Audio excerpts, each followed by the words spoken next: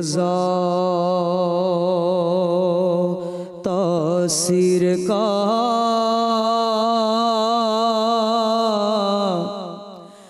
ला इलाहा की तह के नीचे खून है शबीर का ला इलाहा के पढ़ने वालों ला इलाहा से पूछ लो ला इलाहा तो बच गया घर लुट गया शबीर का ला इलाहा इल्लल्लाह मुहम्मदुर रसूलुल्लाह के लाज़वाल दरसगाह हुसैन है ना जिसकी कोई मिसाल है ना जिसकी कोई नज़ीर है वो बेमिसाल दरसगाह हुसैन है हरम में हश्र का समा हुआ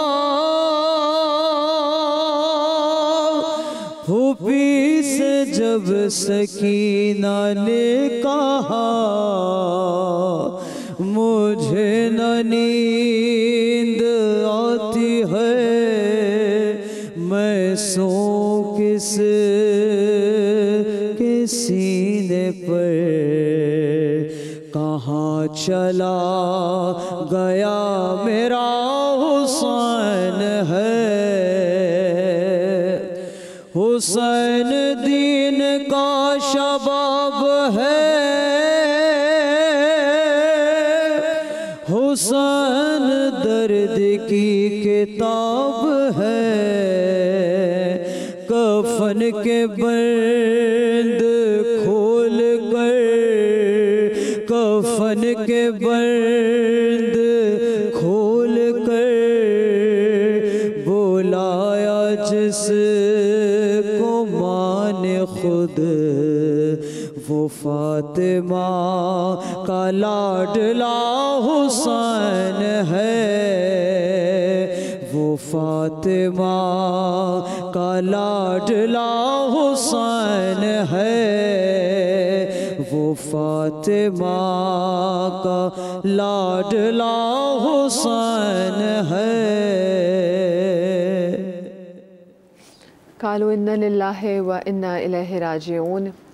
अगर हम ग़म हुसैन को पढ़ने की समझने की कोशिश करें और कभी हम ख़ुद से सवाल करें कि वो कौन सा ऐसा लम्हा हो सकता है जो कि इमाम हुसैन पे सबसे ज़्यादा भारी होगा और फिर वो कौन सा ऐसा लम्हा होगा कि जो कि इमाम हुसैन की शहादत के बाद उनकी बहन उनके बेटे इमाम सज्जाद पर उनकी बहनों पर सबसे ज़्यादा उनके दिलों पे भारी होगा।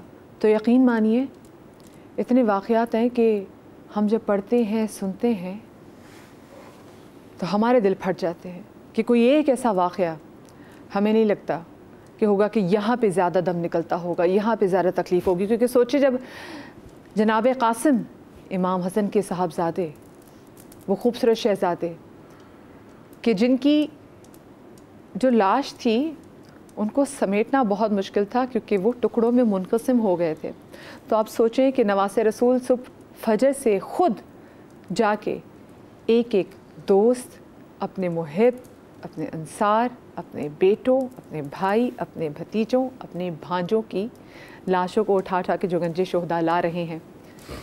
कोई एक वक्त ऐसा कह सकते हैं कि शायद ये ज़्यादा मुश्किल वक्त होगा। मैं आपसे भी ये सवाल करना चाहूँगी मसूद, क्योंकि जब हम बीइंग अ स्टूडेंट ऑफ कर मैं अपने आप को स्टूडेंट भी नहीं कह सकते, मैं इतने गुनाहगार हैं, लेकिन हम बचपन से जो सुनते आ रहे हैं मसाइब सुनते आ रहे हैं तो कोई एक ऐसा समझ में नहीं आता क्योंकि हर मसाइब पे हर बात पे दिल फटता है।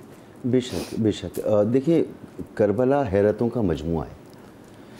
उलमा इकराम की मौजूदगी में मेरा कोई बनता नहीं है बात करना, लेकिन वही बात कि हम बचपन से जो सुनते हैं, पढ़ते हैं, समझने की कोशिश करते हैं, और करबला समझने के लिए है।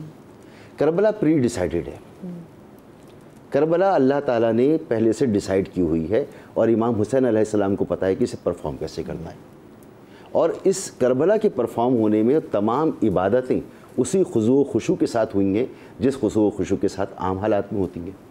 तो पहला मैसेज तो मुझे ये मिलता है कि कैसे भी हालात हों, हुकूक अल्लाह और हुकूकुल इबाद को हर हालत में आपने किस तरह से अंजाम देना है। महज़र का जिक्र हुआ, महज़र नामे का, कि उसमें अली असग़र का भी नाम है। हबीब इब्न मज़ाहिर को आप ख़त लिख के बुलाते हैं, वहीं अब्दुल्ला बिन जाफ़र को आप घर पे छोड़ देते हैं, मुस्लिम बिन अकील को आगे भेज देते हैं, हज़रत अब्बास को लड़ने की इजाज़त नहीं देते। शायद अरबी मखारिज में मेरे दुरुस्तगी ना हो, एक कलाम सुनते हैं हम ताजदार हरम, उसमें एक शेर आता है, इन्नद दयारी हसबा यौमिल इलाह दिल हरम बल्लिग सलामी रोज़दम फ़ीह नबील मोहतरम। शायद मेरे मखारिज ठीक ना हो। ये नात है जो जनाब ज़ैनुल आबिदीन अलैहिस्सलाम ने इस सफ़र के दौरान, जब वो अल्लाहु अकबर, जब वो हथकड़ियों और बेड़ियों में है, जब तमाम घराने के सर सामने पाबंदे सलासल हैं, तो वो कह रहे हैं कि ऐ सबा, जब मदीने जाना तो मेरे नबी को मेरा सलाम कहना। तो करबला परफॉर्म हुई है मेरी समझ के मुताबिक हमें ये बताने के लिए कि हमें हकूक़ अल्लाह और हुकूक़ुल इबाद हर हाल में किस खुशू खुशू के साथ अदा करने। जैसे क़िबला ने फरमाया कि कुरान में जो खौफ बताए गए हैं ना, कि माल का खौफ है, औलाद का खौफ है, जान का खौफ है, वो तमाम खौफ मौजूद हैं, वो तमाम डर मौजूद हैं, वो तमाम मुसीबतें मौजूद हैं। लेकिन इमाम हुसैन की ज़िंदगी का इख्तिताम होता है तो सजदे पर, और वहाँ से जब बीवी उठती हैं जले हुए खैमों पर तो नमाज अदा होती है। 3 इमाम मौजूद हैं करबला में, इमाम हुसैन अलैहिस्सलाम, इमाम ज़ैनुल आबिदीन अलैहिस्सलाम, इमाम मोहम्मद बाक़िर अलैहिस्सलाम। वो 2 इमाम ज़िंदा रहते हैं, एक इमाम शहीद हो जाते हैं, एक इमाम जो उस वक्त बीमार हैं। अब क्या क्या मसलहतें हैं इसके ऊपर।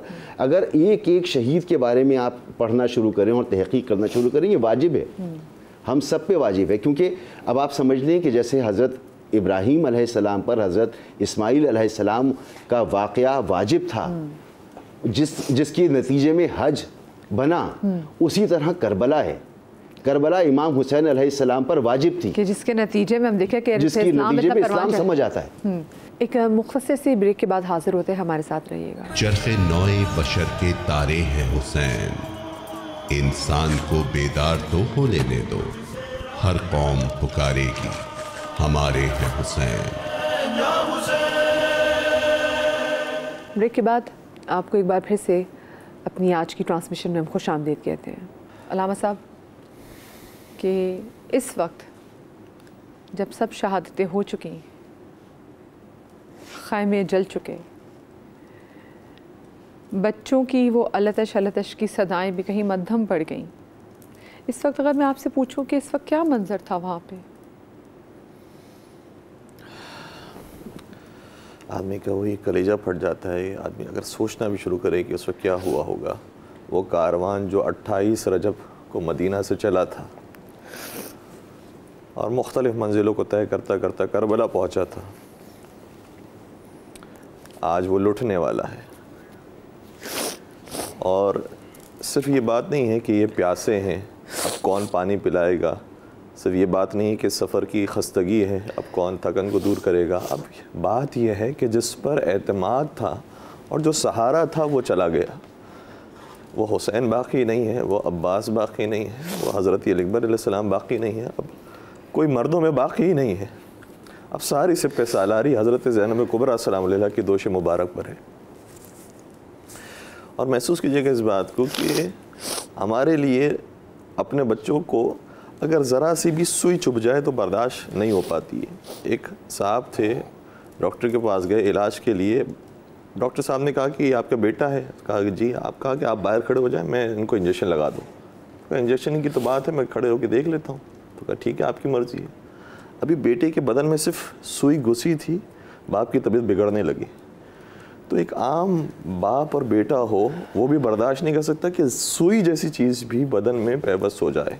हज़रत अली अकबर का सारा जनाजा तीरों की नज़र हो गया, शहज़ादे अली असगर अलैहिस्सलाम की गर्दन बुरीदा हो गई, हज़रत अब्बास अलैहिस्सलाम की बाजू शिकस्ता हो गई, और फिर इमाम हुसैन का सारा लाशा ज़मीन करबला पर है। और फिर शहज़ादी ज़ैनब कुबरा न सिर्फ ये कि सारी चीज़ों को बर्दाश्त कर रही हैं, बल्कि आगे बढ़कर इमाम आली मकाम को 70 कदम के फासले से ज़िबा होता हुआ देखना, ये कैसे बहन बर्दाश्त कर सकती है।